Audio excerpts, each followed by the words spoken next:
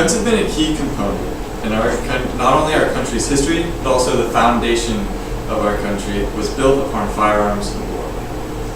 The Founding Fathers know that weapons were important because they are an important tool for self-defense. However, in the recent months, the media has been flooded with reports of firearms being used for heinous and horrible crimes, and this has caused a sudden and rapid crackdown on ownership of guns by the government. In our lifetime, issues such as whether or not you will be able to purchase a firearm or guns will be placed on the ballot, potentially changing the country that we live in. In order for us to understand why our government is changing the country we live in, is suddenly attempting to alter the way we handle guns, we're potentially violating rights given to us by the Second Amendment, we have three areas to study. We can examine how weapons are being used in current events, how America has handled the ownership of firearms in recent history, and also how other countries have chosen to deal with these issues. For starters, most recently, there was a shooting on a Navy base. CNN recounts this experience as the following. At 8 a.m., Aaron Alexis entered the Washington with a Remington shotgun and killed 12 people. This was all over the news as simply a man killing 12 people with a shotgun. However, there's more details to this event. As he was killing these people, Aaron made several statements that seemed rather alarming. He believed that he was being controlled by the government to kill these government employees on this Navy base. He referred to his shotgun as his ELF weapon. ELF meaning low-frequency electromagnetic waves. The conspiracy theorists believe the government uses to control the minds of unsuspecting citizens. Now, this also connects with other recent stories in the media that have been skewed to make the guns look like they have been the culprit. However, we see that mental issues are the main leading issue. According to the Huffington Post, this shooting marks the 6th mass shooting in the last 9 months and the 20th overall of Obama's presidency. At this point, the government has no choice but to act.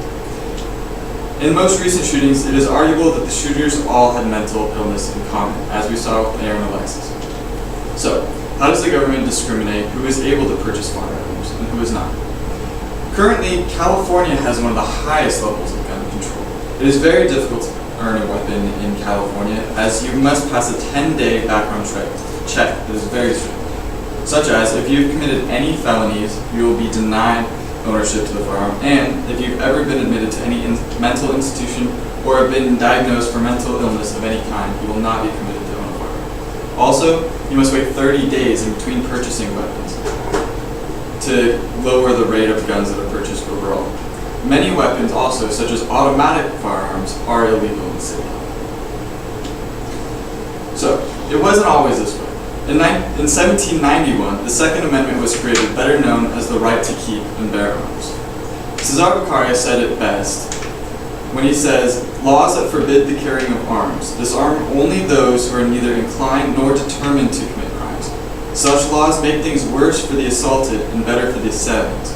They serve rather to encourage than to prevent homicides, than for an unarmed man may be attacked with greater confidence than an armed man." This is from the Compliance Book by Thomas Jefferson. This was written in the same era that the Second Amendment was written, because these men knew that when you take the firearms away from the law-abiding citizens, you are putting them in the arms of those who are breaking the law. Fast forward to 1968, and the government passes the Gun Control Act of 1968. After years of debating over whether or not we should change gun control due to recent killings, a decision was made.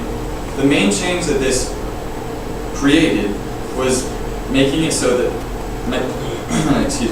people with mental illnesses could not purchase firearms. Again, we see this issue today, and the same issue is occurring with people with mental illnesses obtaining firearms. How other countries have chosen to combat gun violence. In 1996, the UK banned all ownership of guns after a killing of 5 to 6-year-olds. This event did not lower crime rates in the UK. However, the crime rates stayed the same. People just turned to other weapons of killing. Russia is also known for being one of the most strict countries when it comes to owning firearms, and their murder rates are nearly 4 times that of America. In conclusion, in the near future, the United States will be forced to act on this issue and change the way that our country looks at guns. Already, guns are feared by a majority of the public, and at times it seems they are put in the hands of criminals far more often than they are in the hands of the righteous. It is important to stay educated in your votes and understand these gun reforms will change and affect everyday lives that we live.